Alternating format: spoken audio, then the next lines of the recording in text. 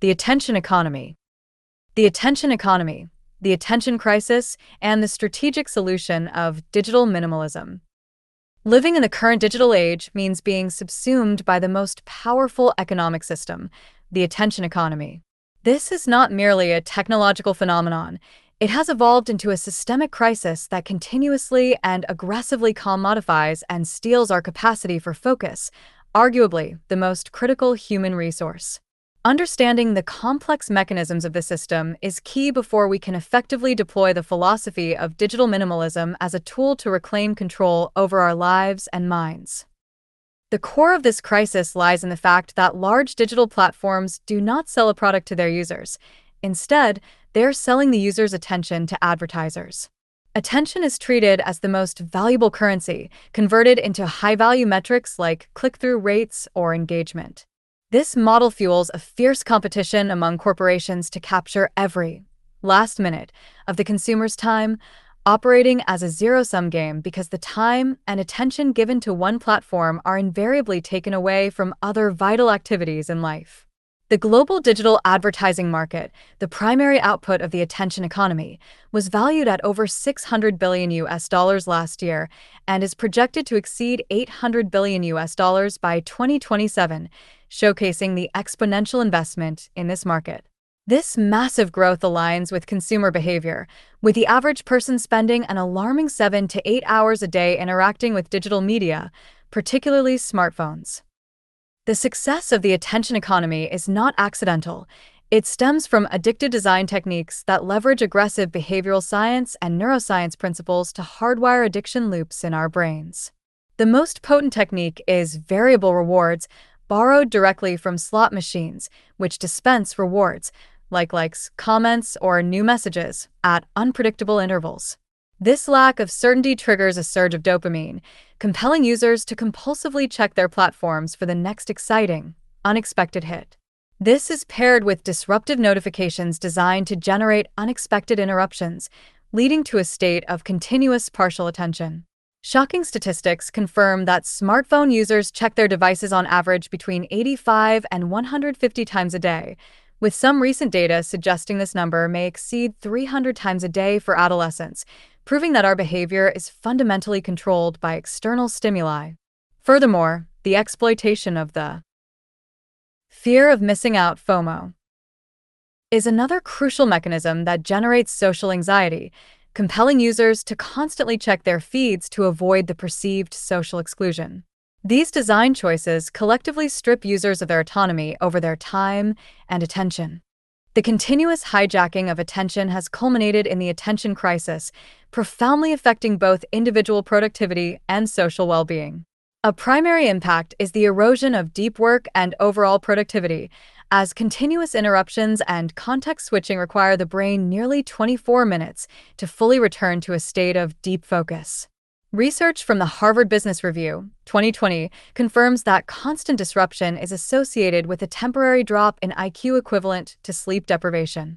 This loss of focus results in cognitive fatigue and a decline in working memory, impeding complex analytical thought and learning. Furthermore, the attention crisis accelerates the spread of misinformation because platform algorithms prioritize emotionally charged content as it captures attention more effectively than truth or nuance. Communication research confirms that those who consume news via social media feeds are more likely to internalize misinformation and exhibit higher political polarization than those who rely on traditional media, as algorithms reinforce existing biases. Compounding this is a growing mental health crisis, where usage correlates with increased anxiety and depression, particularly among youth, as toxic social comparison against curated online images creates intense social pressure and significantly erodes self-esteem. In the face of this severe attention drain, digital minimalism emerges as a practical strategy, not merely about reducing screen time, but as a philosophy of intentional living. Its core objective is to reclaim our focus and time from the attention economy's grip. The principle demands a rigorous evaluation of which digital tools provide significant, essential value to our core life goals, and the courage to outright reject everything else that merely drains our time and energy. The process begins with a digital declutter, a period of voluntary disconnection from non-essential devices, to clarify the true impact of their usage. This is followed by rebuilding, where technologies are intentionally reintroduced one by one with strict rules, shifting consumption from scattered digital interaction to high-quality leisure. In the real world, such as skill development or meaningful in-person engagement. Furthermore, even in fast-paced professional environments like customer service or trading, digital minimalism can be adapted through a strategic middle ground, prioritizing quality control of information and communication over quantity. This involves implementing batching slots for designated response times and utilizing smart tools to filter only crucial data, preserving the capacity for deep work without compromising essential business needs. The role of policy and regulation in countering the attention economy. Recognizing that the attention crisis is a systemic failure, there is a growing global movement advocating for structural reform to protect citizens' focus. This policy-level intervention acknowledges that individual behavioral change alone cannot sustainably defeat the power of addiction-centric design. A primary demand is for legislation mandating anti-addiction design, with the goal of shifting decision-making power from the platform back to the user. Proposed policies include a ban on variable rewards, requiring platforms to give predictable feedback instead of using randomness, and notification and feed limits, legislating frequency caps on non-essential notifications or forcing users to actively opt in to distracting settings rather than accepting them as the default. Crucially, data and rights protection must focus on controlling the use of personal data for the purpose of attention destruction.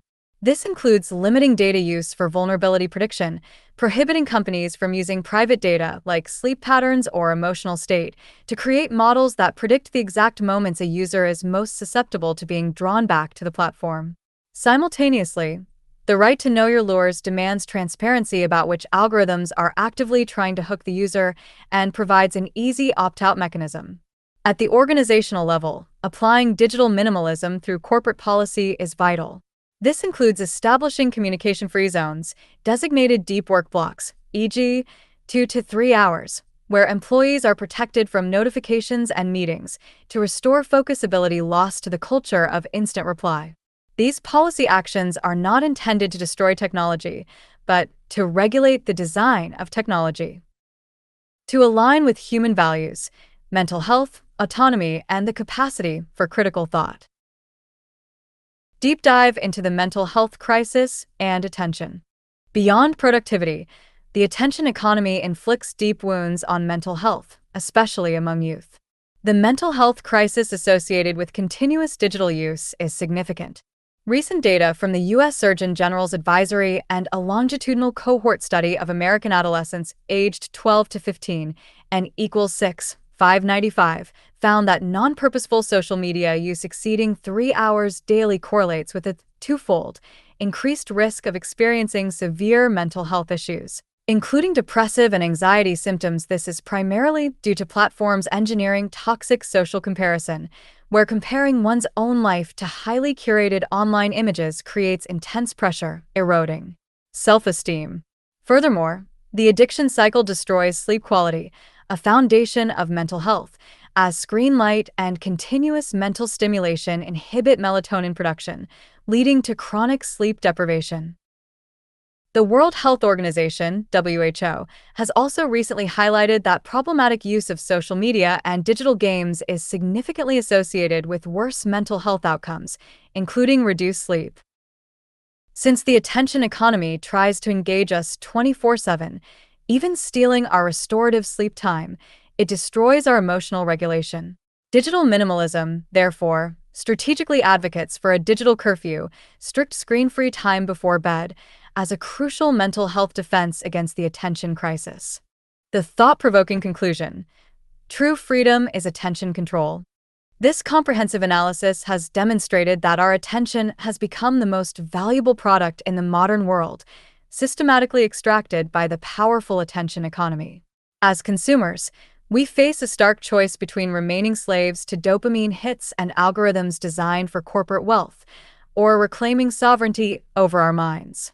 The philosophy of digital minimalism is not a call to reject technology, it is a profound call to reject mindlessness. The reality is that freedom in the 21st century is not measured by unlimited access to information, but by the capacity to choose and control what we pay attention to. The adoption of digital minimalism is a philosophical struggle to reclaim the humanity that allows for deep thought, creativity, and genuine connection. Ask yourself, are you using technology to support the life you want, or are you living your life to serve the technology the corporation wants?